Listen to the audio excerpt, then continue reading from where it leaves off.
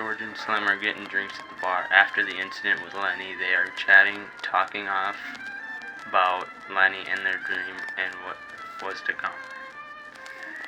You did what you had to do, George. Yeah, I keep telling myself that. I seen it in your eyes.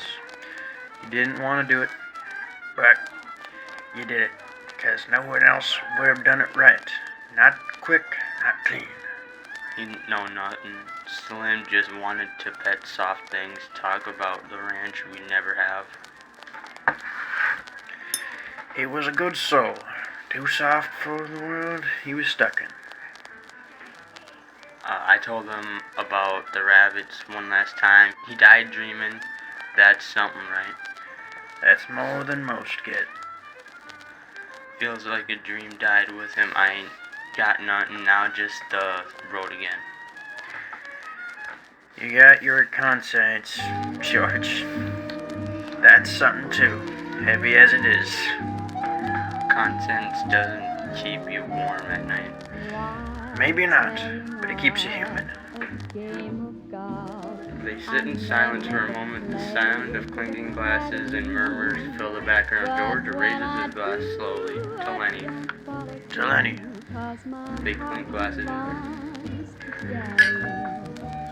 George and Slim sit in silence. The atmosphere is heavy but calm. Then the door swings open slightly.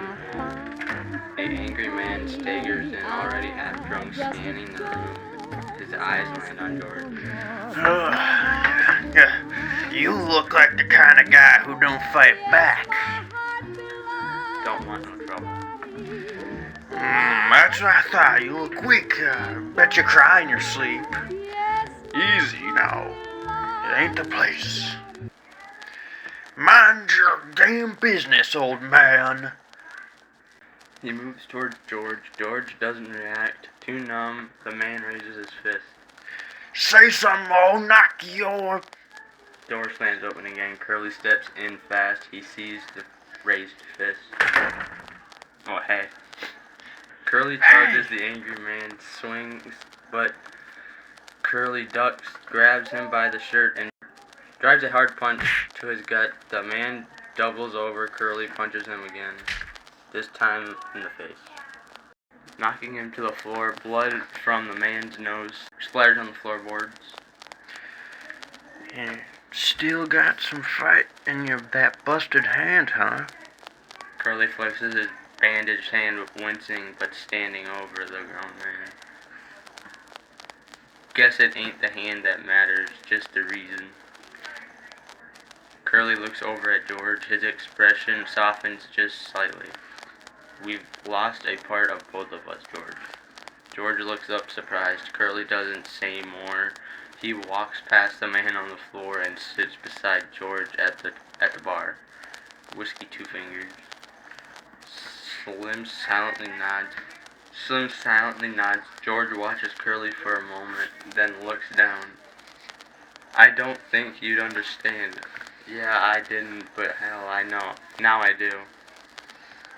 The three men sit in silence. The angry man stumbles out the door. The bar quiet again, nothing happened. The air is still thick with the aftermath of the fight. Curly sips his whiskey. Slim leans back in his stool.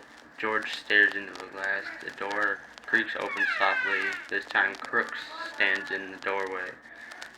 He's in his work clothes, hat in hand. His eyes flick around the bar, already tense. He doesn't step inside. Ain't looking to bother nobody.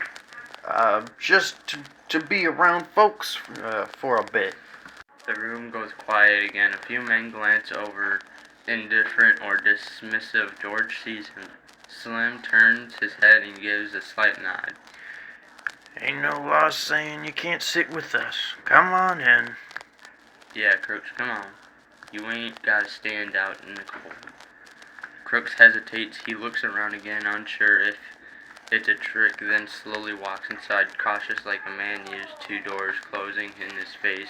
He takes a seat a little ways from George near the wall. Heard what happened about Lenny. Yeah, it's done now. He was different, big, sure, but he treated me like I was a man, not a ghost. That's because he didn't see color, just people. He didn't know how cruel people could be neither. Silent again, Crooks looks down, then back at George. You sorry you had to do it. That kind of weight don't go away. No, it don't. Slim signals the bartender silently. Another glass is poured. He slides it down the bar to Crooks. You're here now. Might as well sit like you belong. Crooks gives the faintest smile. He picks up the glass and joins the others, 4 men, scared and different. Ways sit in quiet company, each carrying a loss, each bound by it. The sun is low, mist clings to the ground. Crooks is in his small room of the stable, carefully brushing down his tools methodically. The radio is off. Silence. He pauses, then looks towards the door where morning light creeps in. Man, like me, don't expect nothing lasting. You live on the edge, and you get used to being cut. He picks up a small pouch, his few coins tied in a rag, then quickly he folds up a worn flyer. Land for sale, 10 acres, fresh well. He stares at it. But that night, for once, I wasn't just a shadow. I sat at that bar drinking like the rest of them. Nobody spat. Nobody told me to go.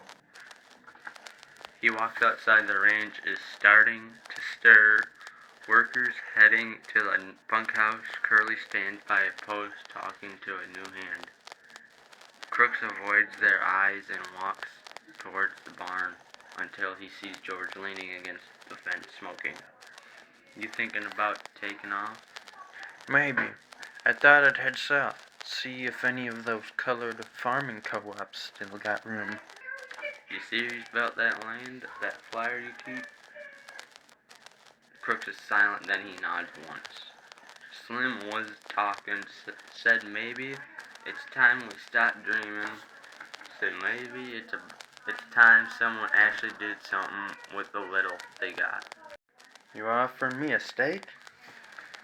I'm saying I ain't got Lenny no more, but maybe I start have a little hope left. You are serious? I'll put in what I can. Crooks nods slowly. He isn't sure whether to trust it, but this is more than he has been offered in years. All right, George. I'll ride with you. But we ain't dreaming no more. We're building brick by damn brick. They shake hands, not as black and white, not as outcasts and workers, but as 2 men clinging to the last thread of dignity in the hard world.